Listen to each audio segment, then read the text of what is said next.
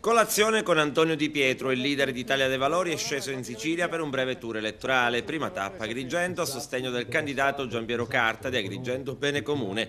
Un incontro incentrato sui temi locali e non solo. La cura Monti sta portando benefici soltanto ad una piccola parte del paese, soprattutto alle lobby finanziarie, a quelle bancarie e agli speculatori.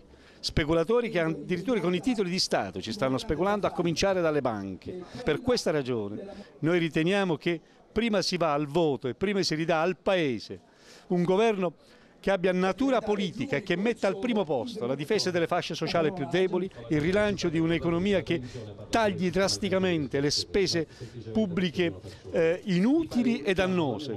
Napolitano però ha detto no alle elezioni anticipate. Il Presidente della Repubblica Napolitano ha scambiato il dito per la luna.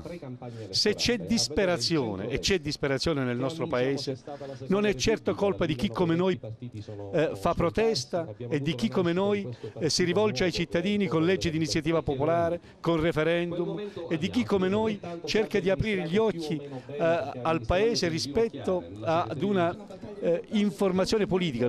Lombardo prima si dimette meglio è, anche perché, come state vedendo, negli ultimi giorni del suo regno sta ancora una volta sistemando tutto quel che deve sistemare in materia di nepotismo, familismo, assistenzialismo, sistemazione nei gangli di potere di persone che poi possono riferire a lui. E dopo il capogruppo al Senato Felice Bellisario, per Giampiero Carta il sostegno del leader del suo partito, un fatto sottolineato con grande soddisfazione. Io oggi vorrei fare un appello ai cittadini, approfittando anche dell'onorevole Di Pietro. Io sono fiero di stare in un partito, in una coalizione con Sinistra e Libertà, con Federazione della Sinistra e con i movimenti civici che hanno battagliato veramente per valori e battaglie civili come quella dell'acqua pulita, come quella delle tariffe idriche, cioè cose che interessano i cittadini e che sono fondamentali per lo sviluppo anche economico di Agrigento. Sono fiero perché noi siamo quelli che siamo.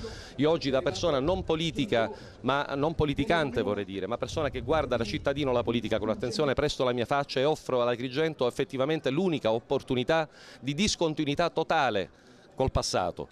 E sono in programma altri appuntamenti ad Agrigento con i leader della politica nazionale. Dopo Angelino Alfano, a sostegno di Totò Pennica, sabato prossimo sarà la volta di Francesco Rutelli dell'API e lunedì 30 di Pierluigi Bersani del PD, entrambi in appoggio a Mariella Lobello.